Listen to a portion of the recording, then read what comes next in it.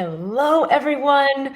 I'm Dr. Kim Duramo, and this is MindBody TV. I am here today with Bernadette Logue, who is an entrepreneur in New Zealand who created The Daily Positive. And the reason I wanted to bring her on to MindBody TV today is because she has really done an extraordinary thing in recreating her life, becoming aware that, she had this pretty severe illness and pain, and realized, like, I hate what I'm doing. This is my life. This is not the life I'm really meant to live. And literally made some really, really major changes, sold everything, moved around the world, traveled around the world, quit her job. And when I met her, I could really feel how much courage it took to make a move like that. And that so many of us have that calling in the heart, whether we have an illness and we're sick and realize, like, wow, the way I'm doing my life is not really aligned for me. Or we just have that feeling like this is flat, this can't be my real life. But to have the courage to actually leap beyond it, listen to that calling, and then ground into the clarity and guidance, because she's actually created some really extraordinary things by doing this and making this change, including healing her body and no longer having pain and illness, having a really extraordinary, abundant business doing what she loves. So I want to say hello to everyone listening to the recording or listening on the podcast, and a special shout out to everyone who's joining live. I'd love to hear where you're tuning in from. Either way, if you're listening later on to the recording as well, let us know where you're tuning in from.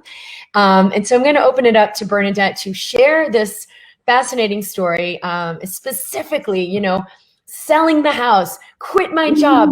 I'm clear. This is not my joy. I'm going to make this change, and then stepping into a whole new world. So Bernadette, welcome to MindBody TV. And I'd love to hear about, what you're all about now, and what this journey's been like.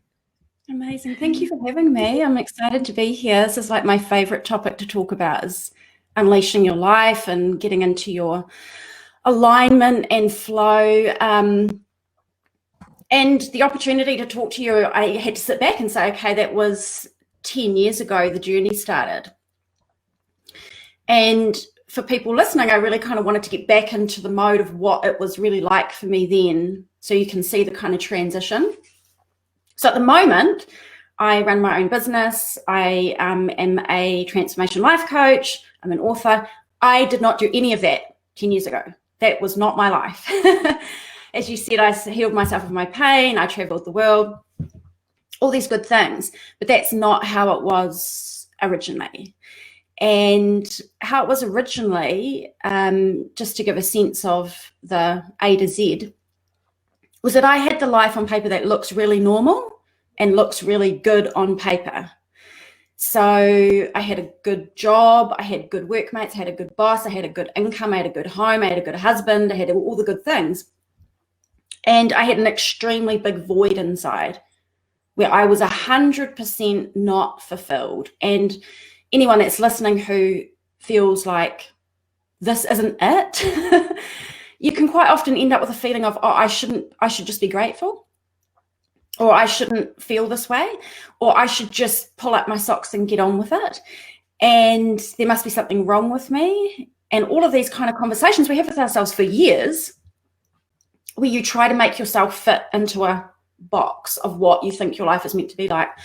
So that life wasn't working for me. And as you mentioned, I had a health condition. I had it from the first year I started working at about 20 years old, 19 or 20. And what was the job, or what kind of work that you were doing? I did office work. I started out in executive support. So I worked for supporting judges, ministers, chief executives, that kind of thing, in an executive support role. And then I moved into recruitment, and I did recruitment HR consulting for about 6 or 7 years. So when I left my career, that's what I was in really high-paced corporate role doing recruitment. And what was did you have a diagnosis, or what were the symptoms? Yeah. So it started in my first year working. It's just like, it's ironic to be talking about this. I'm laughing inside because I can't believe I couldn't see it at the time. So it started my first year working, and it went all the way until I left my job. And when I left my job and my career and I took the step into alignment with myself, it almost literally disappeared. And it was driven in the medical diagnosis from stress and overuse. So I had what's called, in New Zealand, we call it OOS, which is occupational overuse syndrome, and it creates really crippling pain in your shoulders and in your arms. And I remember one day in the maybe 4 years before I actually left, I couldn't even lift my arm up to blow dry my hair one day because it was like my arms were in so much pain.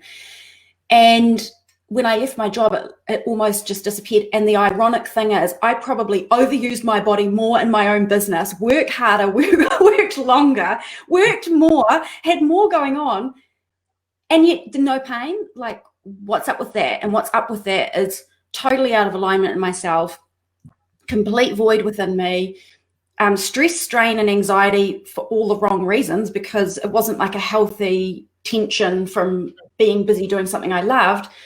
And I believe it was my body just screaming out to me to slow down, listen in, and operate from a more soulful place instead of driving forward down some path that clearly was not aligned with me.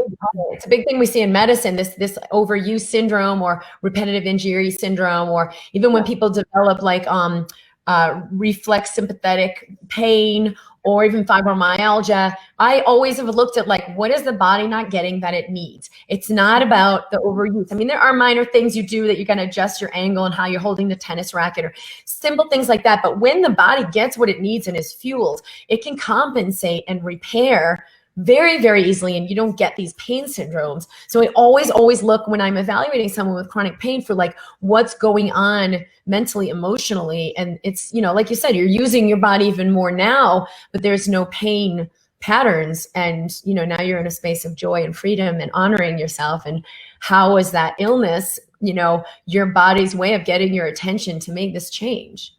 Yeah. And you know what I used to say to my body, and I just cringe that I used to do this. My body is hopeless and it can't keep up with me and it's unacceptable. So I'm just going to go harder. And a lot of people do that. A lot of people think, my body's hopeless. It just can't keep up with me. I'm just going to assert myself and go forward. And then it's this relationship with the body that's like a beat down. Yeah. Yeah. And I think what I didn't get was I felt like my body was saying, well, you just have to go slower. And I was like, well, I'm not a slow person. I like a high-paced life, people. Yes. I like to do a lot, like people would laugh at me. I like type fast, I talk fast, I walk fast. I just like a busy, high-paced life. And and so I was angry at my body, you know, directing anger energy at the one thing you're wanting to heal is like, doesn't make any sense. But that's the cycle you get caught within. And it wasn't the illness that drove me to leave. It wasn't that I was like, I have to leave my job because my body's too sore to do my job. That's not what drove it. It was the spiritual underlying vacancy inside of me that this can't be it. And a whole lot of divine guidance I ended up getting. I had a spiritual awakening, and that was happening, all of a sudden started happening at the same time the illness was peaking, no mistake. And it sort of all drove to a point where I left. Well, I want to hear about that, because that's the part that put like ding, ding, ding, ding, ding in my mind of bringing you on the broadcast was, you know, you're walking up the stairs with your husband. You're like, I hate my job. And he's like, I hate my job too. Let's leave. Let's quit. And then you guys like, we're doing this. And that takes so much courage to, you've got to have the clarity that this isn't just some whim that I'm like, oh, I don't feel like working. Okay, I'll quit. That it's actually your clarity speaking like, no, you don't need to do this. Let it go. So how did you tell us that story? And then how did you have like the, I know that I know, to have the clarity to make that choice and follow it into something totally more abundant? Yeah, okay, great. And I'm going to keep this really real. Like, I'm going to tell you what it was really like, because it's not like roses and glory. I just had this dawning thing and I just danced off into the sunset, because I feel like people need to know, if you're going to make a change and you have pain, you have a void inside, you feel like you have no purpose, whatever it is, be prepared that it's going to be a little scary, and be prepared to pull up your socks and to lean on the courage you have, okay? And I'll talk about where I got that courage from. So preceding the decision to make these radical changes, I started having a spiritual awakening. So that started happening probably 4 or 5 months before I made the changes. And that was all just very, I want to say, coincidental and synchronistic. But what I would say is, if you feel like you're having a spiritual awakening, or you feel like something is happening in your life where you're getting signs that something isn't right and it's time to make a change, the timing of that is always perfect. So I had been to see a spiritual advisor, like a spirit channeler, and a friend had recommended I go. And I was not a spiritual person. I was not into all of that stuff. So it was quite radical for me to start to kind of explore these things. And it started stirring up a whole lot of things for me that I did have a void inside, and it was time to make a change. But the real spiritual awakening for me was I started to realize that I was getting signs, that I was starting to get divine guidance. The same recurring, repeating themes were showing up in my daily life, the same types of conversations people were having with me. And there were two major things that kept coming up. And this was completely out of the blue. The first thing that kept coming up was healing. And I mean, like, in a radical way, like in your face, constant signs, waking up to songs that were talking about healing. Someone erected a billboard at the end of my street about healing. A friend called me and invited me to a healing event. There was just one thing after another. And so I tune in and begin to notice and pay attention in a different way to life and to what, you know, what was being asked of you, or where you were being guided toward, and to start to perceive things differently. Correct. Life is having a conversation with us, as my sister, who's one of my spiritual guides, likes to say. Life is having a conversation with you all the time. And if you will just listen, you'll realize that you're getting divine guidance. And we get it in multiple ways. I can talk about that in a little bit if you like, but we get it from external sources. Things show up in our life guiding us, but we get it from inside us. Yeah. So you don't need it outside. Yeah. You know, inside you get intuition, you get inspirations, and you have passion. And those three things are your soul speaking to you. So I started getting inspiration and passion. Passion, inspiration, intuition, PII, I call that, that's soul language.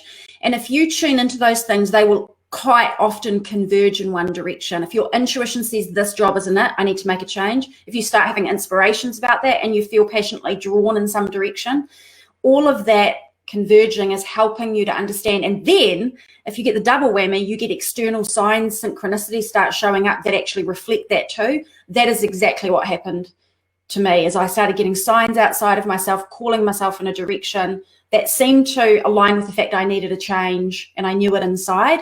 And that is what gave me the courage to go, I really am being asked by my soul and by life to make a move, and I have to do it now. So what is that like though? Your husband's like, okay, I'll do it. I'll leave if you leave.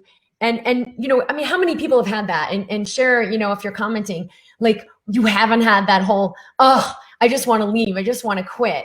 And getting the clarity of like, oh, this is a real yes versus this is just some whim. And what was, you know, how did that go for you guys? Yeah, this is really important that you raise that, because too many people go, it's not responsible to do that. I have to take care of all these things and all these other people, and it is not professional to do that, and it is not, and what normal people do, and what are people are going to judge me, and all of this stuff comes up. And I mean, I have a major driver in my life that always pushes me a little bit beyond that, and I can share that briefly, is that my sister died really young, and so I am very motivated by mortality, to know that your life is a gift and that you better live it fully, because it's not a given that you're here. Yeah. And you don't want to, you don't want to die with your friends. Mean stay in that job and go in the status quo, or does living it fully mean, whoa, I'm opening to something bigger? Like, only you can know, right? Like you had the clarity in that moment of what living fully really meant. Totally. And I think when I had a very clear moment sitting at my desk one day where I was like, everything kind of zoned out, and I looked around me and I thought, I could literally blink and be here in 10 years doing the same thing, with the same pain, with the same void, with a little bit more money and probably a few more accolades on my CV, and that's it. And I will wake up in 10 years and be in the same place. So I was kind of pushed by what I didn't want. And the pull for me, I knew it wasn't a whim, because it had been churning inside of me for some time. And I always say, there's a difference between your intuition and your feelings. Your feelings are like the surface level waves of the ocean. and the weather changes, and some days you have great days and some days you're not feeling so good, and that's kind of like the coming and going, but your intuition will consistently whisper the same message to you over time. And if it doesn't change, it's a fairly good indication that you're not on a whim, you're actually being guided from something very powerful inside of you. Mm-hmm. That's a great marker. Like, is this something over and over that I'm again and again hitting upon? Like, whoa, I'm really unhappy with this. This is not working for me. And I always tell people, you have three choices. You can change it, you can leave it, you can accept it exactly as it is. So try one of them. One of them will always be available. All right, let me just get through this and try to make it work. I was an ER doctor and did it for years. Like, let me just function as a good ER doctor and make this work, even though I knew, like, this is not for me. So I tried to accept it and make it work. That was just not going to be a fit. So leave, which was okay, that's going to be an option when it's an option. Or can I change this? Can I work around a way of, doing my osteopathic practice and doing the ER? So this, this is workable. Or finding more purpose and really connecting with people while I'm in the ER, blah, blah, blah, blah, blah. So you work with what you work with, but one of those will always be available. But don't ignore it. Like, if that whisper is this persistent thing, one of those three things has to happen. You can't ignore it. Don't ignore the whisper, because it is not going to leave you alone. The reason it's not going to leave you alone is you are not a mind, body, and personality. You are a spirit here on a journey for a very specific reason. And it is not in your soul's interest to leave you alone. Your soul is going to keep prompting you from inside. Life, universe, creator, God, spirit, whatever you want to call it in your worldview, is going to continuously call you forward. And it looks like pain. It looks like I'm uncomfortable. It looks like something isn't working in my life. It looks like I'm unsatisfied.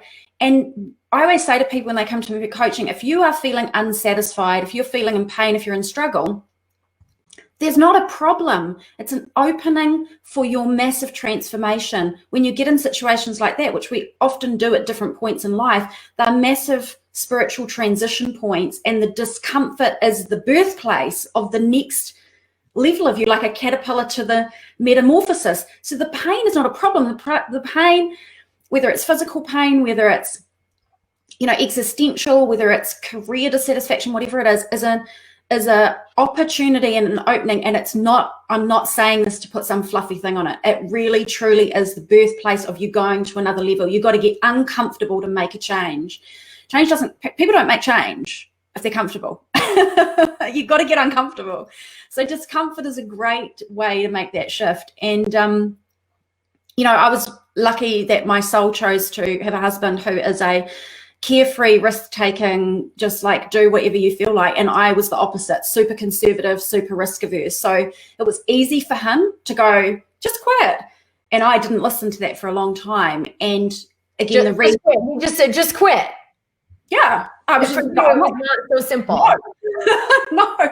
Or complicated things in the mix of your identity or fear maybe about money. I know a lot of people are in this moment right now of like, whoa, what's the real meaning and purpose of my life? Oh, just quit. It's like, wait a minute, that's a much more complicated thing than it might sound. Yeah. And I don't, whenever I tell my story, I always say, I wrote my first 2 books are about my journey. I do not advocate that people just throw everything in their life up in the air like I did, because I went radical. Okay. So I did it in a really, really radical way. And that's not everything. Quit your jobs, sold all your stuff, traveled around the world. Like, when you said that, it was the quintessential, like, we did our own version of that, Mario and I, and we left medicine, and we entered the unknown.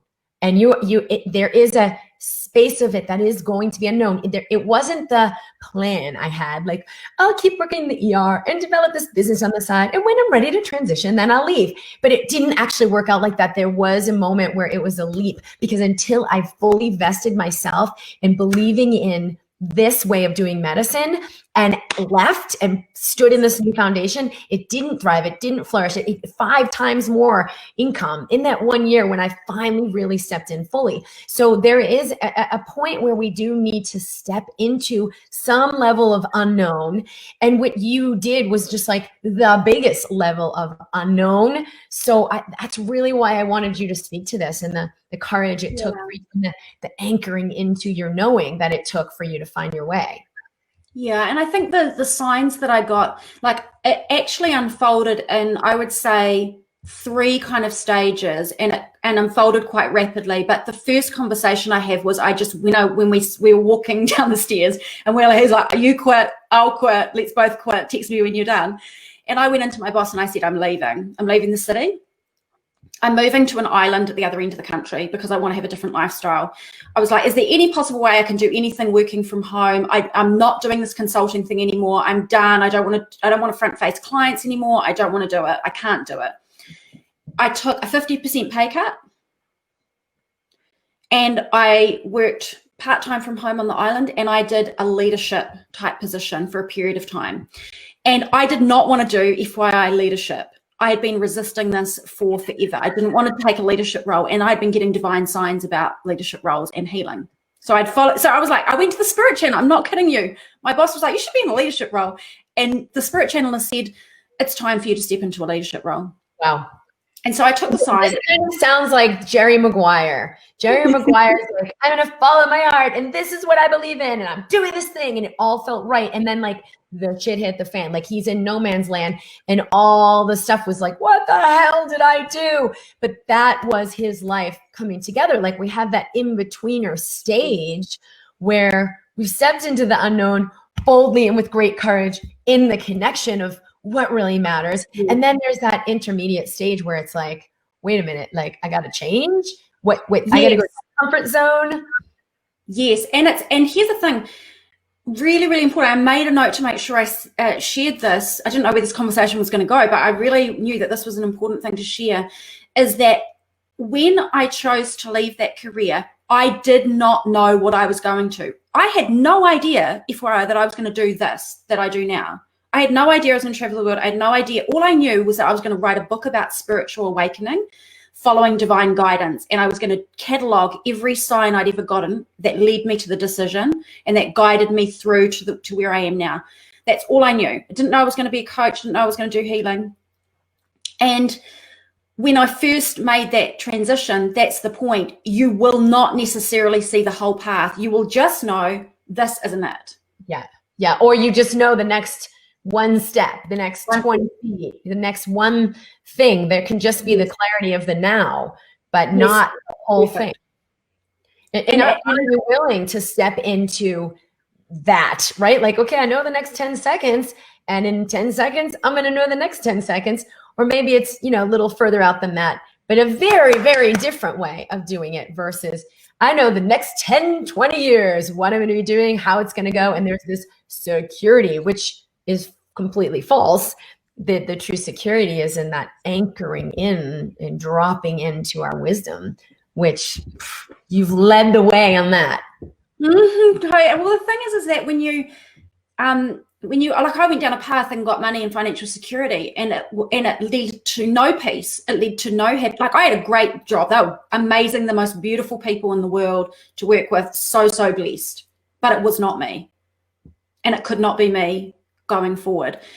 But when you've got all of this security and all this, you know, you've got money and it gives you so much peace. It doesn't give you peace. I realized it gave me no peace. It gave me no fulfillment.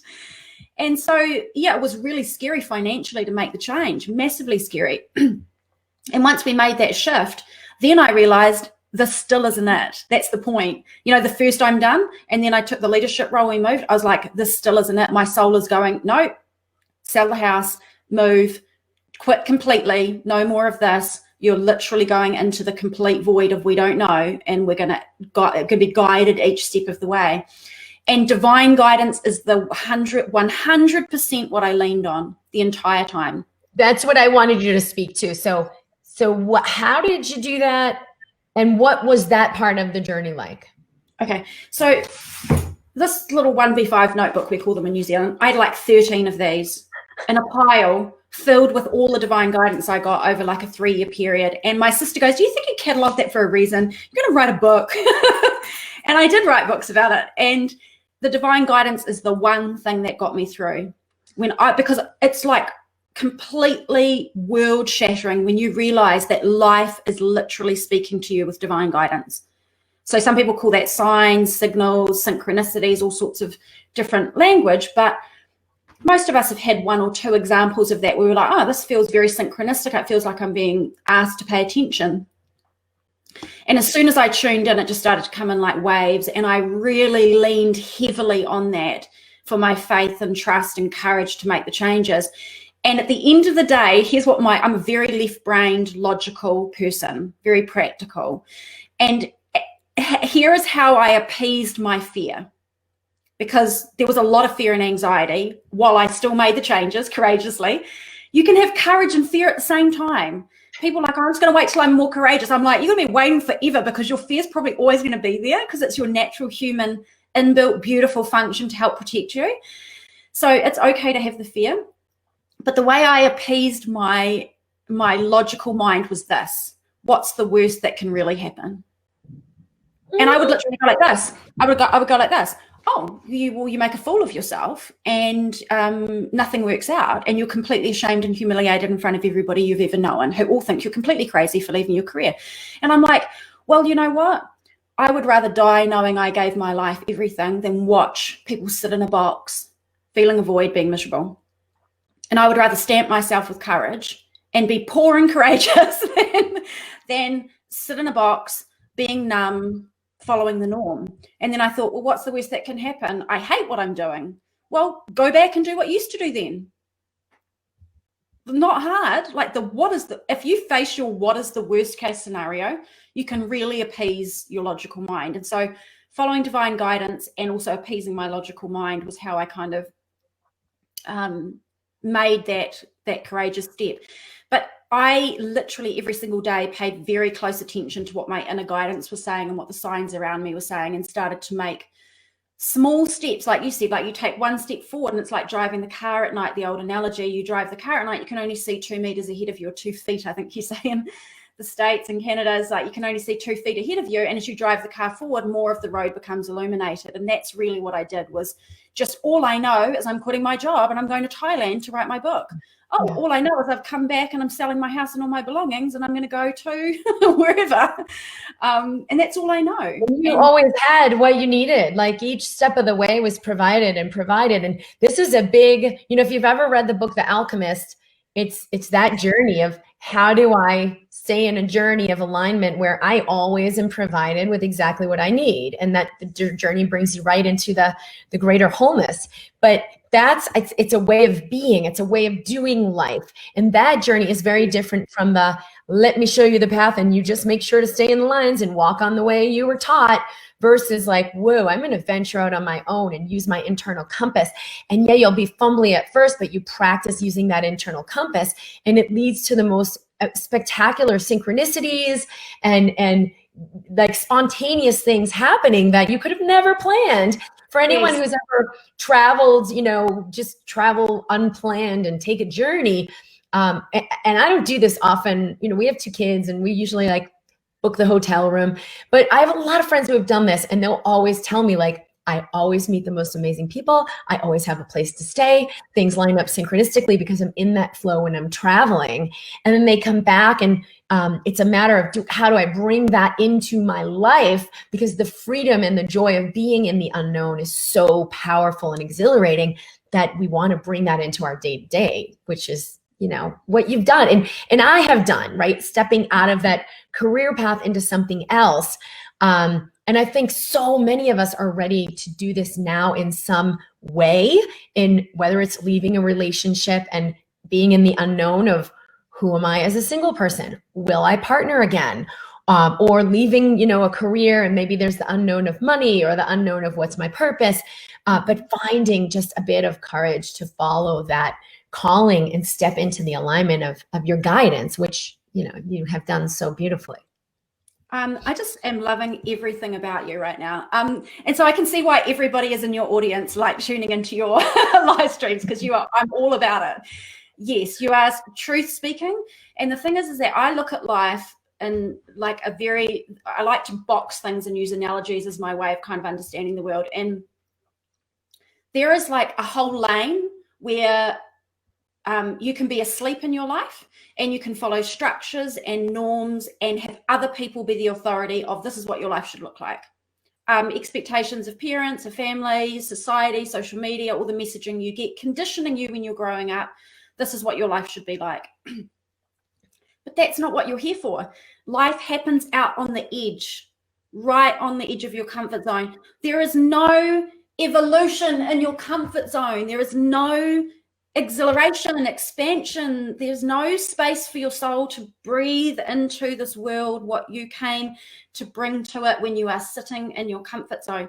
And the thing is, you have to accept that with standing on the leading edge of your comfort zone where you're going into unknown territory, it is going to feel uncomfortable.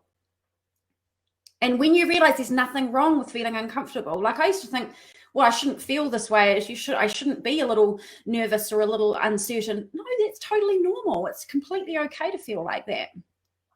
And it's like, I'm just all about not following the norms. I'm about following your own spirit. Like what I almost did to fix my problem when I was in my career, the pain and the void, I almost had children.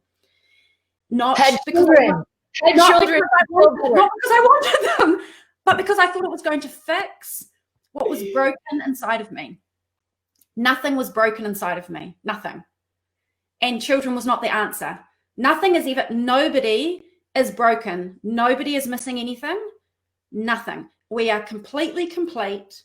And the answer is to tune into that and to start to courageously align with what you already know. People say, well, how do you know? You know, ask yourself some really powerful questions and you will get really powerful answers. I believe people have most of the wisdom they need inside of them, but they don't really want to ask the questions because they don't want to hear the answer because then they'll have to do something about it. And it's the thing you said about the comfort zone and why we're so resistant to give up the comfort zone. But in the work I'm doing, one of the things I do is bring people so much into their body that they begin to experience what they're actually experiencing. And then you realize this, quote, comfort zone is not so. There's no joy in it. There's no passion in it. There's no peace. There's I'm not really alive. So when you are embodied and aware of what you're feeling right now, you realize there's nothing so great about this comfort zone. Anyway, yeah, it's comfortable. It's the known. It's the thing you've maybe figured out and you think you can manage. But if you realize it's void of passion, joy, peace, freedom, and love, it's not such a big toss up to say, all right, I'm ready for something bigger. Yes, and I think but we numb ourselves out from those things, right? Let me get on social media, let me check my email, let me have another shot, let me make plans with friends. Who knows what the escape is? But if you're in the hamster wheel of escapism, you don't realize the pain of your comfort zone and you think maybe I can just keep managing this. Yeah, I used to drink, just socially enjoy drinking, and the consulting world is you just, slug a few wines back every Thursday and Friday night, and I'd have a drink on the weekends, and I just don't drink anymore.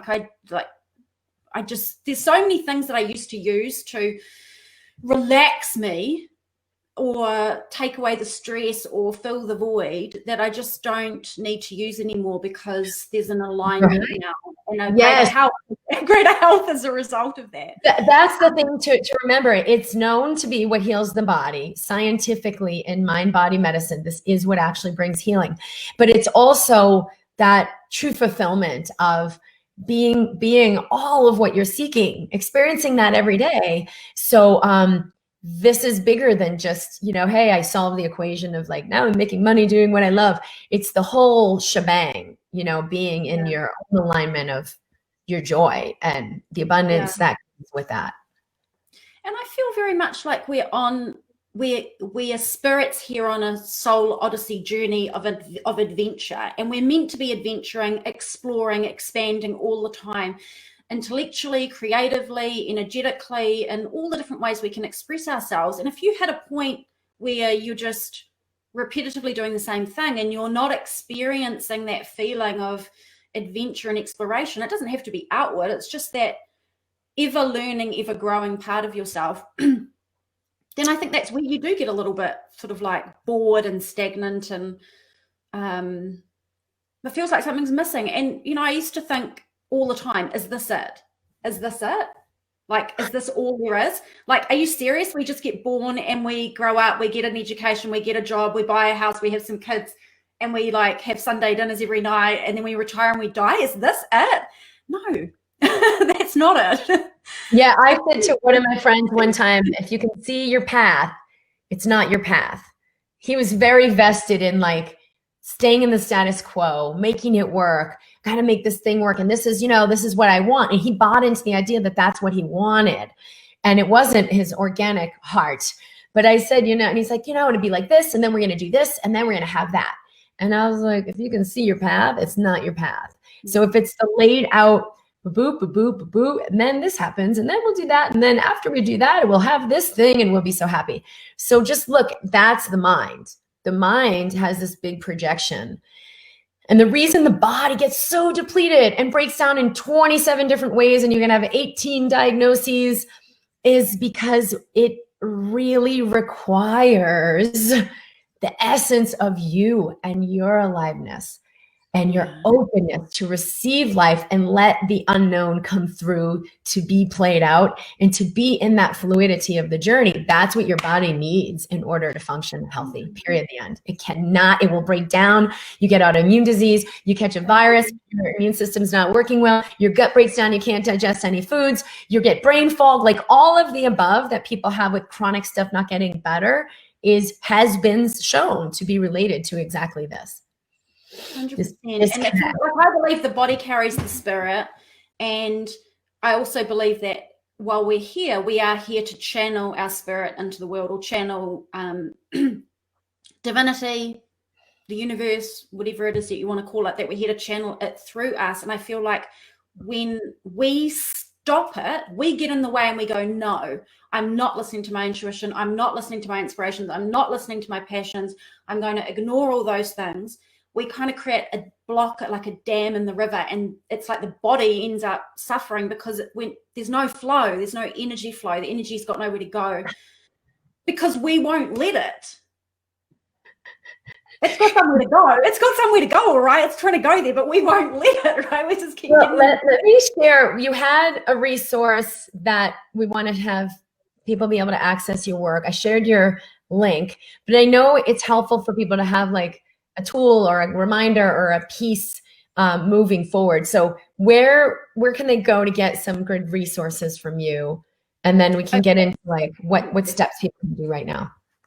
Okay, so I think the one resource that you're going to share is a journaling guide, 24 wise questions. And those are questions that are going to really clearly help show what isn't working, what is working, what changes are being called for. It basically is going to tap you into your already existing intuition of exactly what you need to be paying attention to.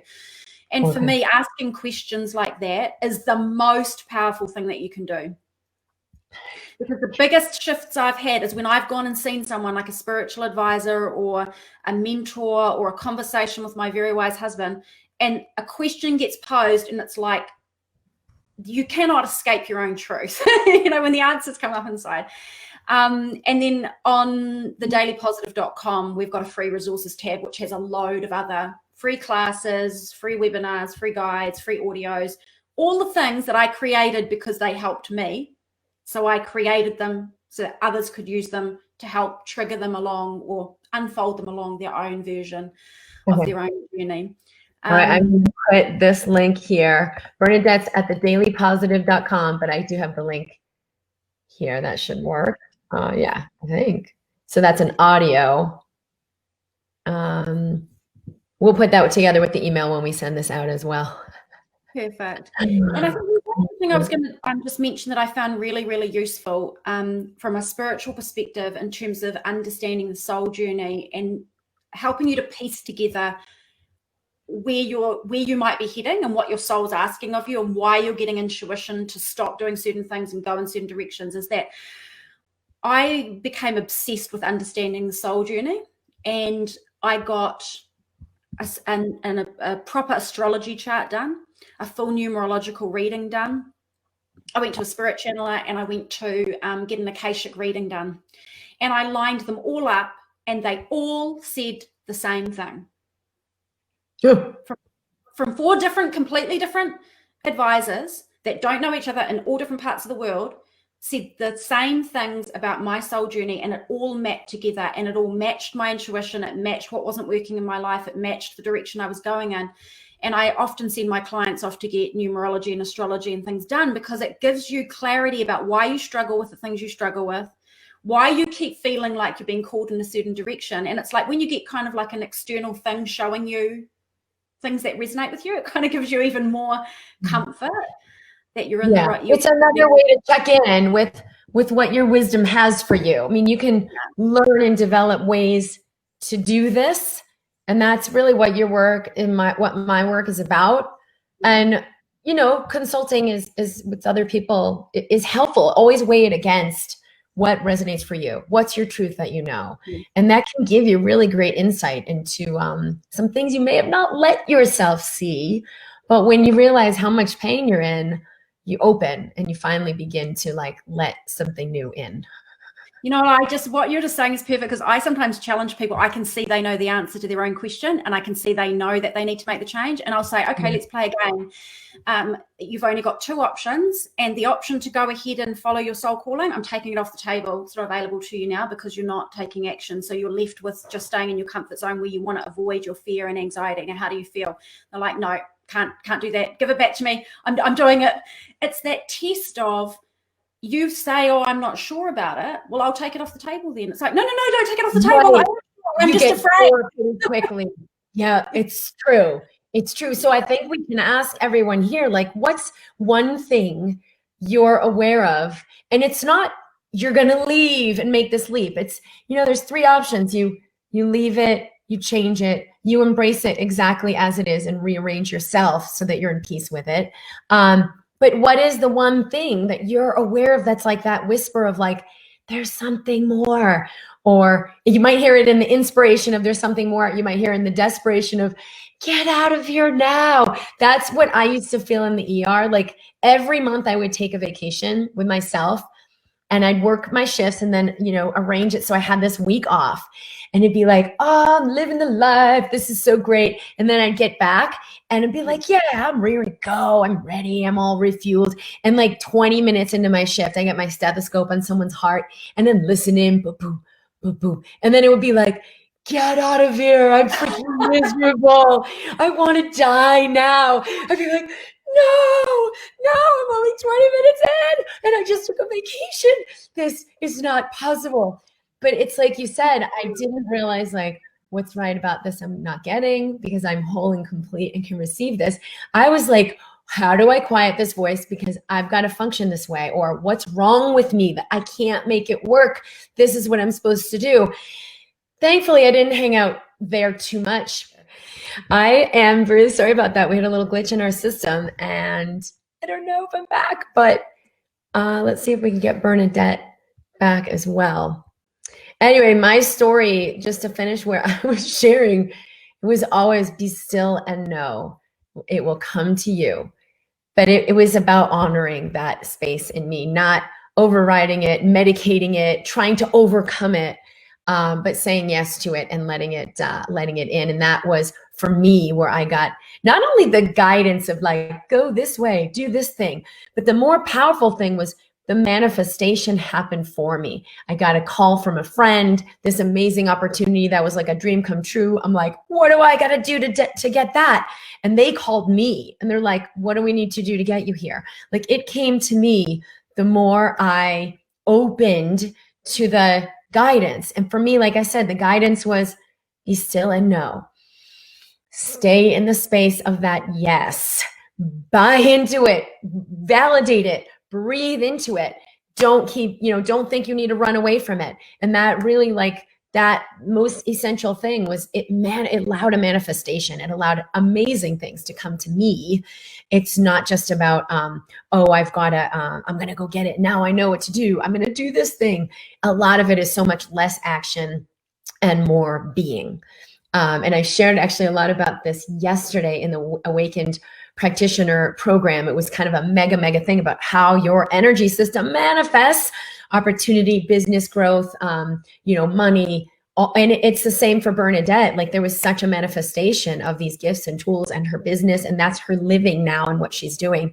But that's a really, really big way we allow things to manifest for us. So grounding into the body, grounding into what's right about this I'm not getting, and letting that take life in you. So I do also want to share the opportunity for the Awakened Practitioner group. I will post that here. It's at drkimd.com/collaborative. And there we go. That is available and open right now. I know we had shared a lot about the Be the Medicine program, which started, and our first call was absolutely amazing. There are some really, really powerful practitioners who are ready to come alive and awaken and do things in a completely different way, letting the heart lead. And that's really what we're doing. All right, Bernadette's back. Sorry about that. I'm glad you came back in. So little freeze there, but it's okay. Complete. I think it was my internet. Yeah, so I did share your link. Bernadette's at thedailypositive.com, and I'm going to share a special link that we have for a 24 wise questions to ask yourself. Are there any last pieces you want to share with people before we complete? Yes, the one thing I would say is people that are listening, and you'll know if it's you, anyone listening, is you were born with a purpose, and your purpose will not leave you alone. And so when your purpose is whispering to you and you're feeling rattled and you're feeling uncomfortable and something isn't working in your life, when something isn't working, it's opportunity, and it's your soul is knocking on the door and it's not going to stop knocking. So do yourself a favor and answer the call, answer the door. And I always say to people, you would not have been given a purpose if you were not also given the courage and the means and the guidance in order to achieve it in its fullness. So you have nothing to worry about and everything to gain. Yeah, and that's beautiful, because sometimes when we listen to the calling, it might be an action, like leave your job now, take the step, travel the world, sell everything, go. But it might be like it was for me. I was sharing for a minute ago, like, be still and know, let it come to you. It's all coming. And so for me, just in that moment of serenity, right? Because that was a break from the, what do I do? How to make it work? I'll fight. I'll do anything. Should I knock down doors? And then the shift of the be still and know, be anxious for nothing. It's all coming to you. When I would embody that and breathe into that, that's a new electromagnetic alignment. That's what allows a major shift in what's manifesting in your reality. And like I was sharing yesterday in the Awakened Practitioner Collaborative, just about the technology of that and how to activate that manifestation. You are that powerful. You're a transmitter. And so for Bernadette, like, a new thing got created, and she had the awareness of the Daily Positive. Cool. What a cool name. What a cool concept. How do I share? How do I have the energy for this? The ideas for this? That's all manifestation. But a lot of things get manifested for you, like partnerships, relationships, opportunities. And you're following along. You're like, I'm going to go sit and have a cup of coffee. And you meet this person and a synchronicity happens. So it's through your ease and not through, That's what I love about your work. I really love that that's what's really resonated when I came across your work, is that it's about, don't try to force and find the answers. If you will actually just shush and sit in the stillness and just allow, and just like I do this thing around Mindset for Miracles, and I've been a student of A Course in Miracles for about 5 years, and I always sort of sit in and say the answers to every problem already exist. The universe has answers to every single problem. The pathway to whatever you're here to do as your purpose already exists. You don't have to find it. You don't have to force it. You don't have to do anything. You have to sit and allow yourself that, as you say, the ease to know that that's true. And we teach what we most need to learn. So I remind myself of that on a daily basis. Me too. I love you, girl. I'm so glad we met. Thank you Thanks so for having much me. for speaking to our awesome community. I love you guys all so much in the MindBody community and Facebook. And if you're on YouTube, lots of love to you. Subscribe if this is interesting to you and you'd like more, and you can hit the bell. And Bernadette can be found at thedailypositive.com. And we're both sending you so much love. I'll be here every Wednesday at 11 a.m. Mountain live in the MindBody community and Facebook, and at Dr. Kim Duramo on YouTube. And we will stay tuned for more comments of people listening to the recording. We're sending you love as well. Bye.